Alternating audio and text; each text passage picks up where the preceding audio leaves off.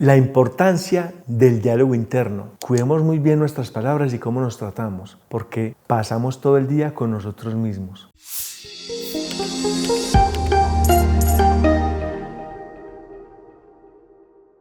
A veces no nos damos cuenta de que todo el tiempo nosotros estamos escuchando una voz. Cuando somos conscientes, ahí la estás escuchando en este momento. No es mi voz, es la voz tuya, la que está muchas veces juzgando este contenido. O bien porque diga, uy, sí, yo necesitaba esto. O bien porque diga, ay, qué pereza este tipo otra vez y cambian de canal. Entonces, todo el tiempo estamos escuchando voces. Pero esas no son voces, realmente es una sola voz y a veces son dos. Una voz que te juzga y te tira durísimo y una voz que es un poco más blanda, más suave, más maternal. ¿Cuál de esas dos voces alimentas? ¿A cuál haces más caso? ¿Cómo te tratas a ti mismo? Porque eso es un reflejo no de cómo tratas a los demás. Uno muchas veces en la calle es alguien, pero para atrás apenas ya estás solo en tu carro o en tu casa, empieza ese diálogo interno perverso y malintencionado que muchas veces tenemos con nosotros mismos. Y es porque básicamente nuestra voz nos está castigando o premiando todo el tiempo. Y no saber escoger las palabras y no saber ser consciente de ese diálogo hace que yo tenga de verdad en mi vida una estructura diferente o muy débil o muy fuerte dependiendo de cuál es ese monstruo que yo tengo por dentro y que yo realmente escucho. Todo el tiempo nos estamos hablando. Nuestra voz generalmente es inconsciente, o sea que es el niño el que nos está hablando y nos está diciendo todo el tiempo cosas y nos bombardea de datos. Y esa forma de yo tratarme repercute en la forma de yo vivir.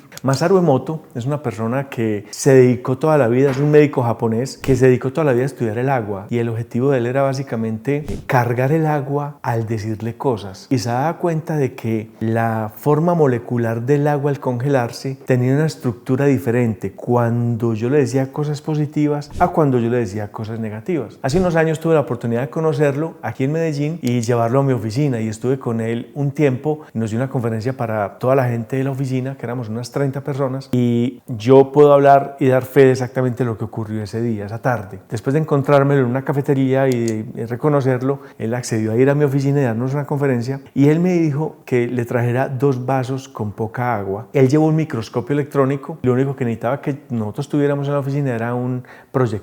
Y básicamente lo que hicimos fue que nos ponen un vaso de agua al frente a todos nosotros y nos dijo que insultáramos esa agua, que le dijéramos cosas negativas. Y todos empezamos obviamente a decirle groserías, a todos nos dio mucha risa, pero les decíamos groserías y la tratábamos con una intención negativa. Él nunca estuvo cerca del agua, él simplemente guiaba lo que estábamos haciendo y yo mismo tomé el agua y la puse a un lado y luego pusimos el otro vaso y le empezamos a bendecir, a darle las gracias, a decirle cosas bonitas. Yo tomé los 2 vasos de agua, este derecho que era el que estaba lleno de insultos y el izquierdo que estaba lleno de halagos y los metí al congelador de la nevera porque era la petición de Masaru. Él siguió hablándonos de toda su vida, de lo que le estaba pasando, de los estudios que hacía. Entonces descubrió que su abuelita, él se crió con la abuela y su mamá, que su abuelita se ganaba el premio de los mejores jardines de Kioto. Era la persona que tenía las mejores orquídeas y ganaba siempre los concursos. Y él a los 4 o 5 años escuchaba cómo su abuelita le hablaba a las plantas, las trataba muy bien, le cortaba las hojitas, le ponía agua y les decía siempre que estaban muy lindas, cómo amanecieron mis amores. Nos habló como de todo ese cariño que su abuela expresaba por sus plantas. Una vez que la abuela muere, la mamá de Masaru Emoto siguió con la tradición de los jardines y de sus plantas y siguió siendo la campeona de los jardines de Kioto. ¿Qué ocurrió? Que Masaru también tenía unas tías, o sea, hijas de la misma abuela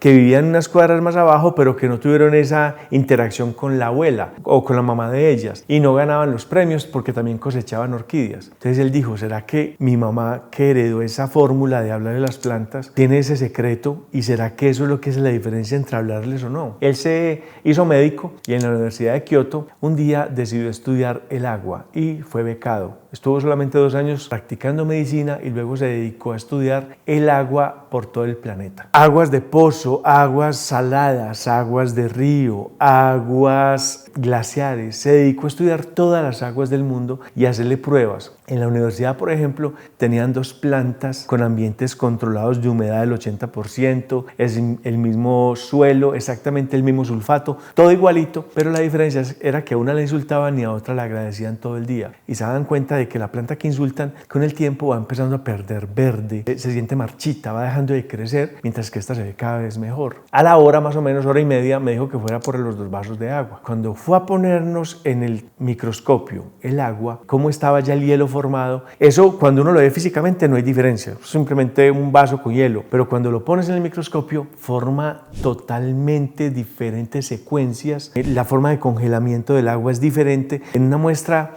un agua turbia que no forma hexágonos, no se ve bonita, no se ve geométricamente hablando, no se ve simétrica. En cambio la otra sí. Si a mí me preguntaran cuál de esas dos aguas quiero ser, evidentemente quisiera ser el agua que agradecimos. Recuerden que somos 60-70% agua. ¿Yo qué agua quisiera tener en mi cuerpo? Con seguridad voy a decir la segunda, la que agradecimos, no la que maldijimos. Entonces, eso le lleva a uno a varias reflexiones. Precisamente las palabras tienen una intención, tienen un poder, tienen un alcance. Si pasamos el 100% de nuestro tiempo con un diálogo interno, ¿cómo nos hablamos? Con intención bonita, nos agradecemos todo el tiempo, nos estamos tratando bonito, nos tratamos con compasión o nos estamos tirando duro. Nos estamos diciendo que somos muy brutos, que nos está pasando, nos estamos diciendo que somos muy torpes. ¿Qué nos estamos diciendo todo el tiempo? Analiza eso, porque el resultado de lo que eres hoy es realmente el resultado no de lo que te dicen los de afuera. ¿Por qué? ¿Por qué digo que eso no es? Porque pasas el 100% del tiempo contigo mismo desde que naciste y así vas hasta que mueras. Por lo tanto, influye en los demás, sí, pero no te van a condicionar los demás, te condicionas es a ti mismo. Entonces,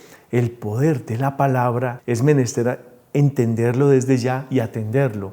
¿Para qué? Lo más probable es que hoy te vas a sorprender hablándote duro, hablándote mal. Pero entonces cuando eres consciente de algo como este video vas a decir, hey, ya. Entonces volteas lo que quieres decir hacia algo positivo, hacia algo bonito, e inmediatamente borras lo que ya había antes.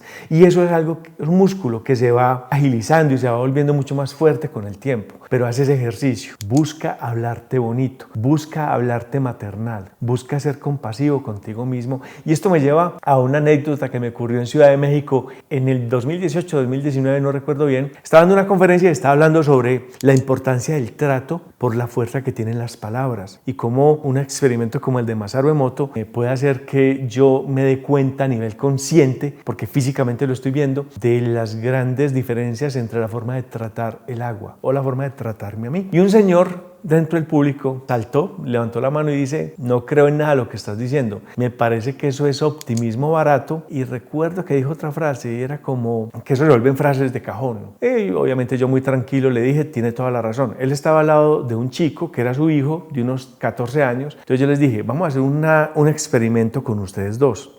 Yo quiero que todos los días de aquí en adelante inmediatamente se levanten y antes de acostarse se miren ambos al espejo, a los ojos, y se repitan todos los días 20 veces diarias, por la mañana y por la noche. Soy un idiota y no sirvo para nada. Y repite eso todos los días, por la mañana y por la noche durante un mes. El tipo se quedó mirándome, al principio desafiante, como queriendo decir, listo, pero después se quedó mirando al hijo y dijo, no, pues yo cómo voy a hacer eso. Y yo, ¿y por qué no? Si usted me está diciendo que eso no tiene ningún resultado real en la vida, me dijo, no, porque después me lo termino creyendo. Y yo, has entendido todo, te lo vas a terminar creyendo. Entonces, si después de repetir tanto algo me lo vas a terminar creyendo, ¿qué es lo que quiero creer? O sea, ¿en qué suelo quiero sembrar? Y eso estoy seguro de que va a haber y va a ser demasiado significado en tu vida. Cómo te tratas, cómo te hablas, cuáles son las palabras que usas. Y eso va a hacer que tu vida cambie de manera categórica. Por eso de aquí en adelante empecemos a activar una cosa que yo llamo el guardián silencioso, que es esa especie de Pepe Grillo que tenemos en la conciencia para que me diga, hey, pilas que aquí me estoy diciendo que estoy muy gordo, hey, pilas que aquí me estoy diciendo que estoy muy feo, hey, pilas que aquí me estoy diciendo que se me está cayendo el pelo. Entonces todo el tiempo, hey, ¿qué voy a decirme de aquí en adelante? ¿Qué voy a decirme? ¿Cómo compenso esta frase para no seguirme la creyendo? ¿Qué es lo que te repites y qué es lo que te crees de lo que te repites? El cerebro se cree todo lo que le digas, y si eso es de manera repetitiva, pues obviamente te metes en problemas o te metes en soluciones. Cuando mi diálogo interno es negativo, yo obviamente me voy a creer eso, voy a empezar a generar estados de ánimo que me enfocan en áreas del cerebro que son de problemas, y todo el tiempo me estoy hablando y generando cortisol y hormonas que hacen que mis conexiones neuronales se desconecten. En tanto que si yo me hablo positivamente, yo comienzo a generar dopamina, endorfinas. Cuando yo me hago chistes a mí mismo, cuando yo me río de mí mismo, inmediatamente yo empiezo a generar una secuencia hormonal diferente que hace que conecten más mis neuronas. Cuando yo, en lugar de exponer un problema y decir que es que yo soy muy bruto para resolver este problema, y yo más bien expongo el problema y dice, ¿para qué la vida me puso esto? Yo me pongo en una capacidad resolutiva. Por lo tanto, comienzo a generar una química corporal adecuada para resolver el problema que sea. la situación que sea, siempre y cuando esté en mis manos resolverla. Por lo tanto, el diálogo interno es el camino a la apertura mental para ser una persona conectada o desconectada del mundo. Si te gustó este contenido, dale like, activa la campanita de notificaciones, suscríbete a mi canal, compártelo en tus redes sociales, compártelo con tus tías, compártelo en WhatsApp. Si no te gustó este video, compártelo con tus enemigos, pero siempre compártelo. Hasta pronto.